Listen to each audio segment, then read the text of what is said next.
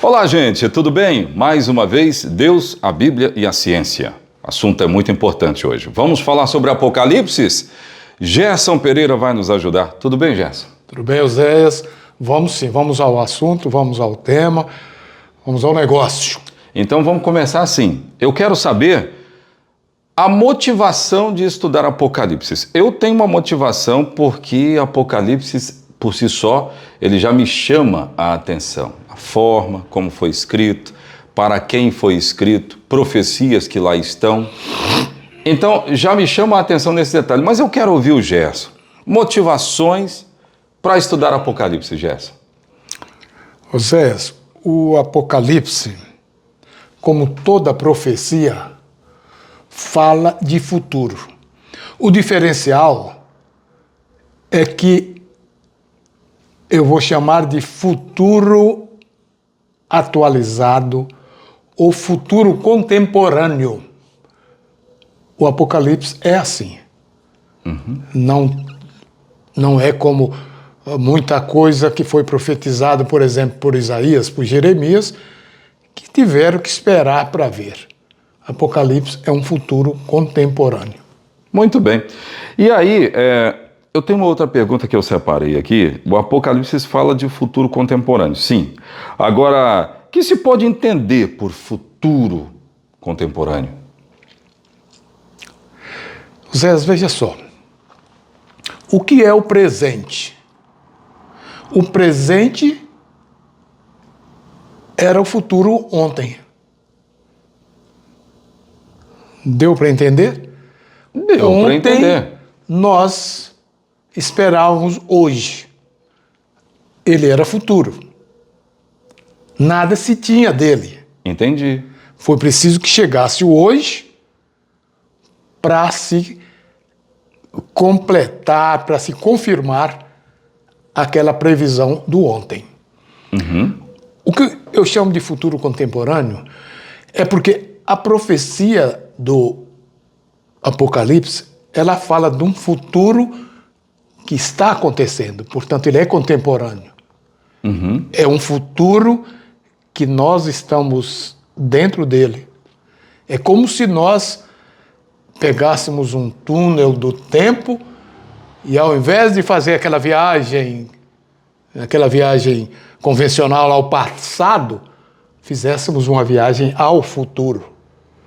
Isso é muito importante porque você não conhece o futuro, mas o Apocalipse conhece e te antecipa.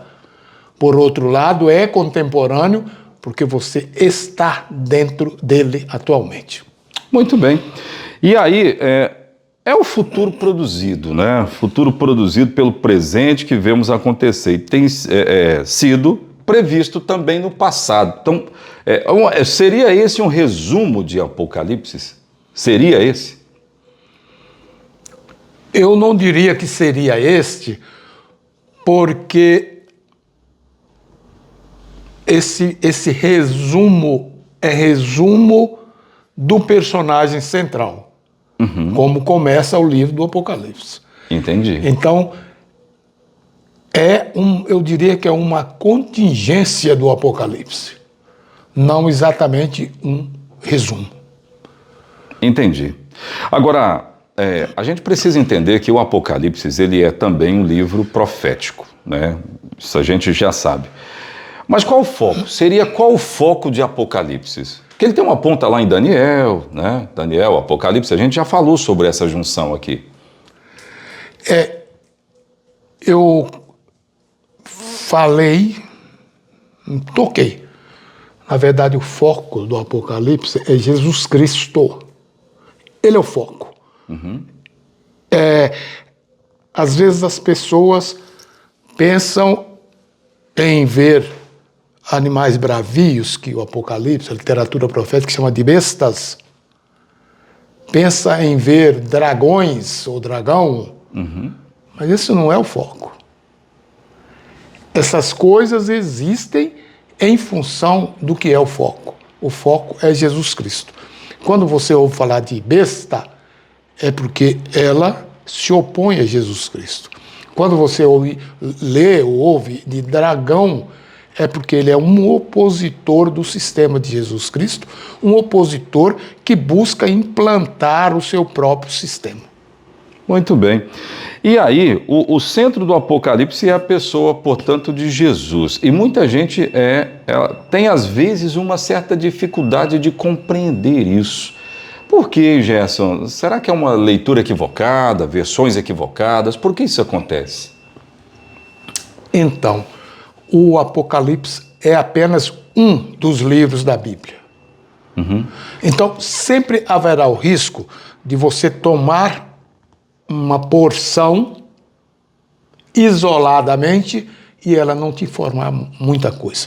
É por isso que dias atrás nós falamos que há uma cumplicidade profética entre Daniel e Apocalipse. Ou seja, tem de haver um contexto.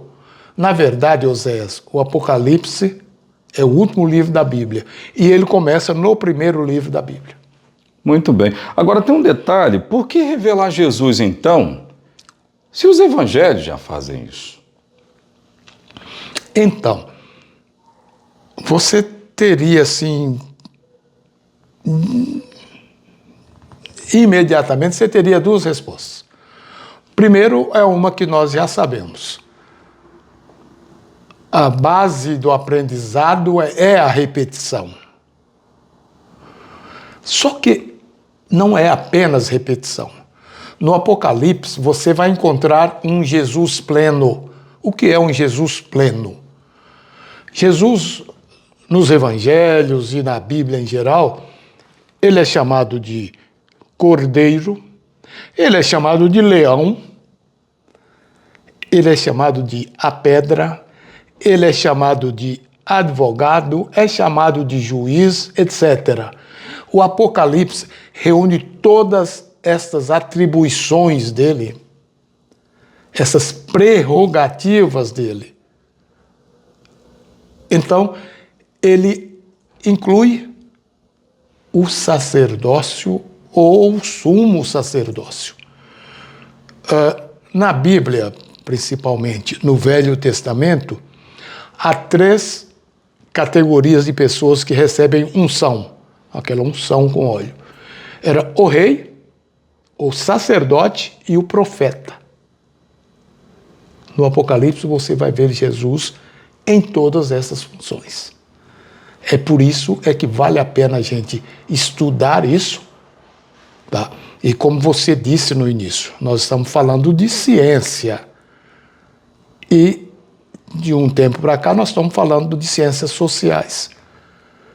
No caso, nós estamos falando de história e de sociologia. Nós vamos chegar a esse ponto de compreender esse binômio, sociologia e história.